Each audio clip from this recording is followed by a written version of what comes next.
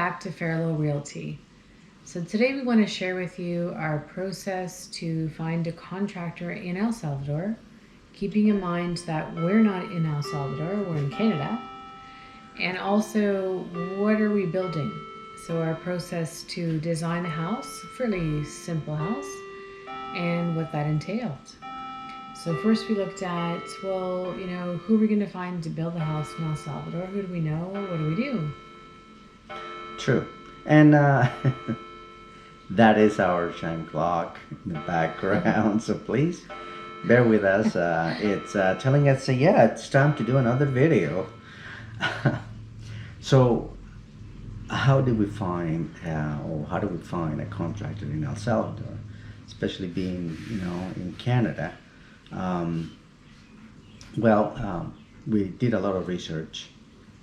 We had to get it in the internet and with the help of YouTube.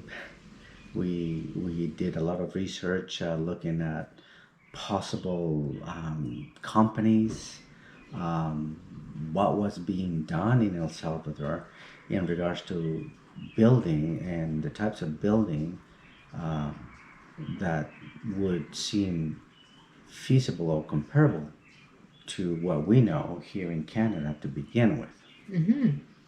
So one of our considerations was, well, we're building in the mountains, like literally. So in a mountain, we need water and we need septic.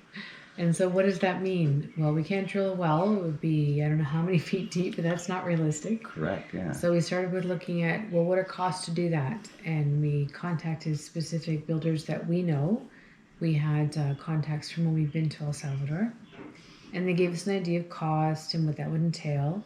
And so where we landed is, well, we need a septic, and yes, we need to bring in water and have a water tank. So great, that was very helpful. We got costs from a couple of builders, and then we thought, well, okay, but what are we going to build? Huh. So we started looking at designs of houses, and that's where Rachel, my daughter Rachel, came in hand because she's an architect. She's very, very talented. She is. And she very kindly designed a house for us, and we'll share that plan with you. So what we have here is the house plan that Rachel designed for us. It's a 1,400 square foot bungalow with 3 bedrooms, 2.5 bathrooms, and fairly open concepts. We're going to show you the inside view. So here you have the inside of the house. You enter in the living room. There's a big window that has a western view of the mountains. And it's open concept in the kitchen with bedrooms on each side. And there's also laundry. And the back door will open into the yard, which will have an outdoor kitchen.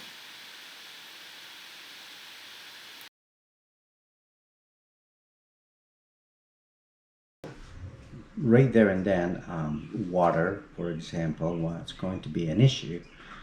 How do we get water, right? Can't really drill a well.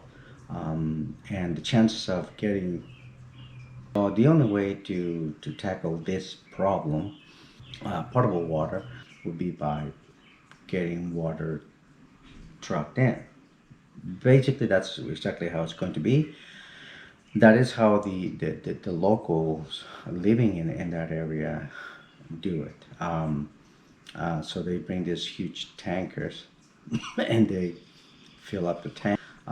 We ended up buying a water tank, which is 10,000 liters. We will actually show you a picture of it so that you can, at the very least, see the size of it. Okay, so going back a bit on the building process, right, and finding the contractor for this.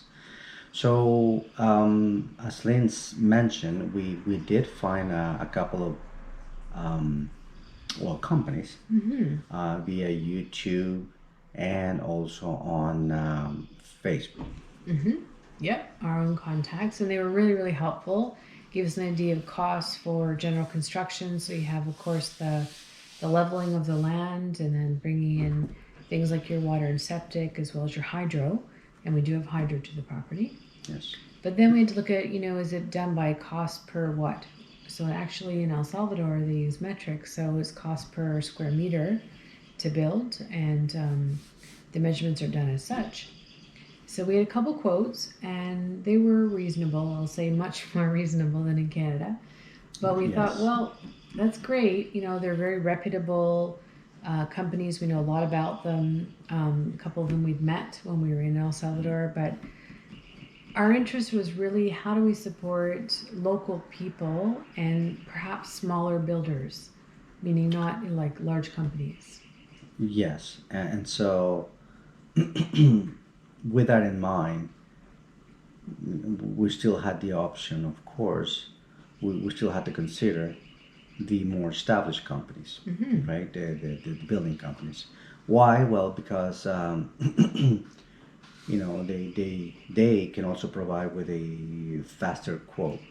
They can provide you with timelines, for example, which would seem a lot faster, I guess, or as expected anyhow. So, but with that in mind, you also have to consider their pricing range, right? Which really differ quite a bit.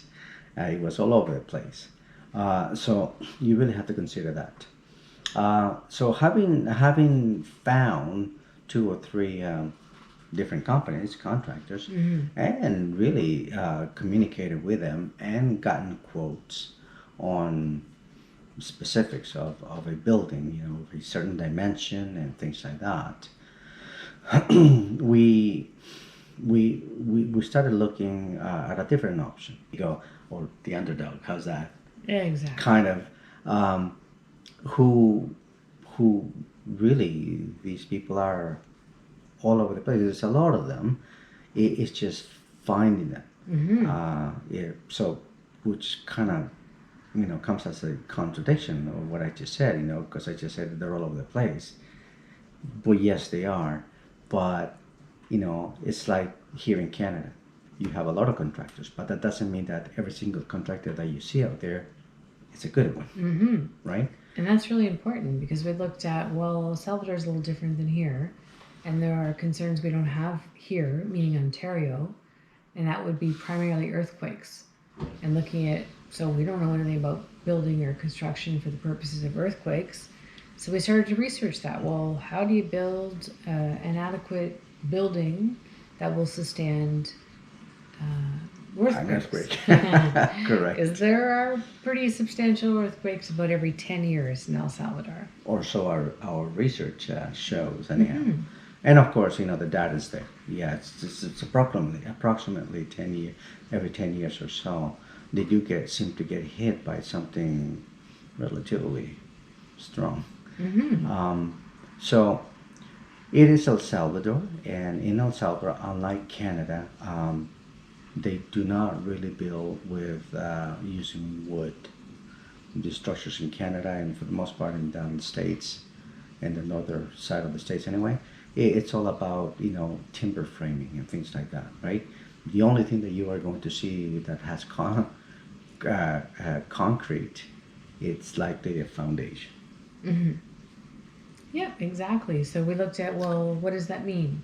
And there's a couple alternatives, much like Canada, where in El Salvador there are a few reputable builders who do prefab, where they bring in pre-constructed walls and they construct them, put in a floor, put in a roof, put in windows, and there's your house.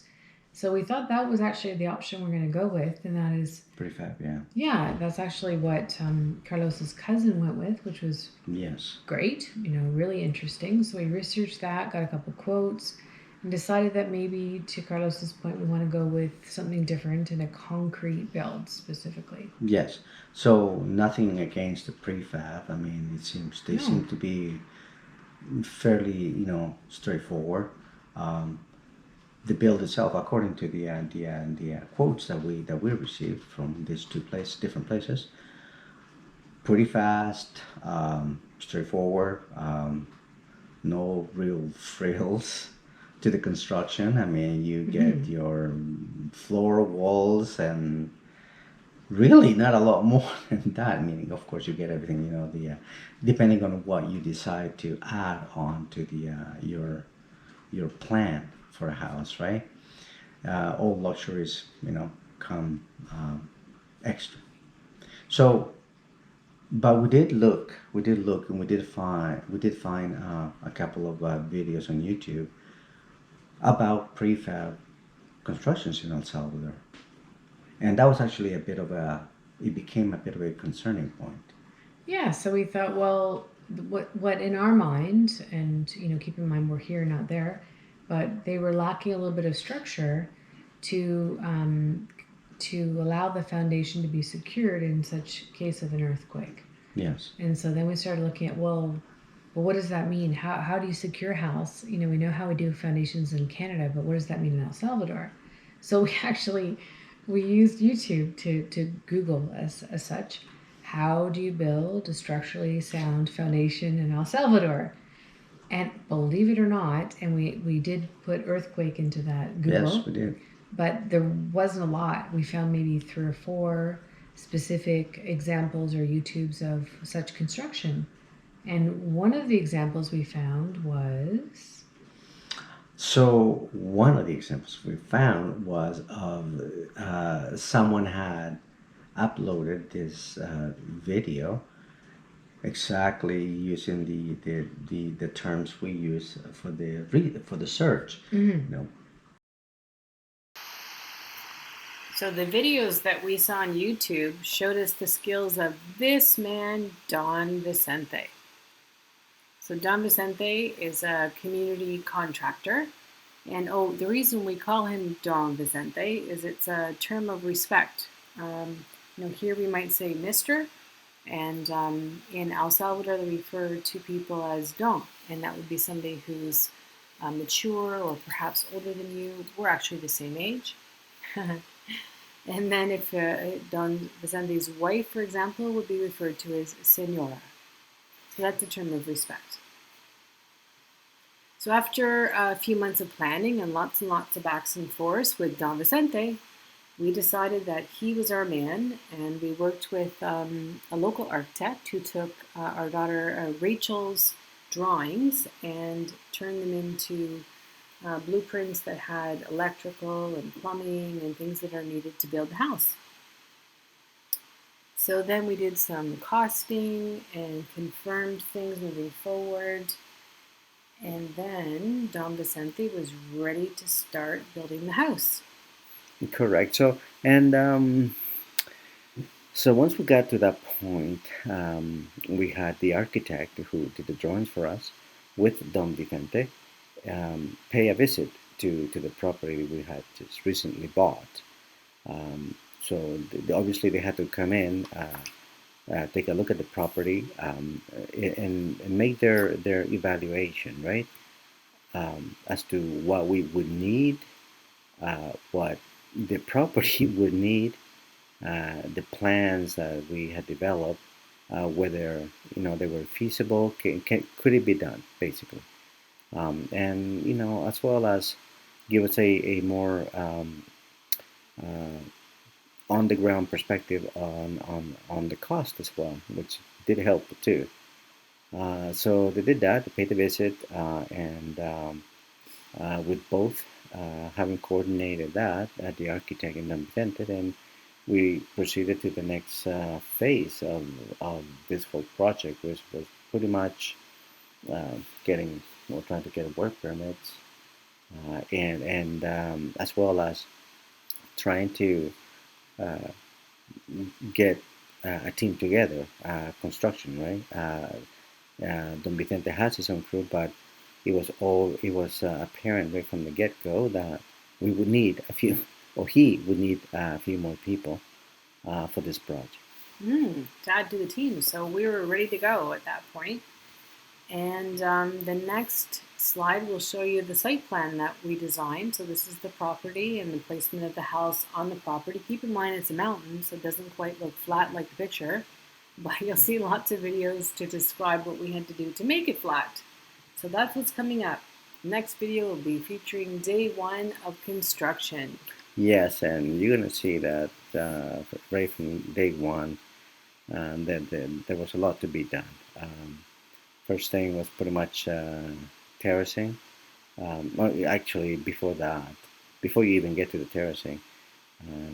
First off, you need to mark your boundaries of the actual property.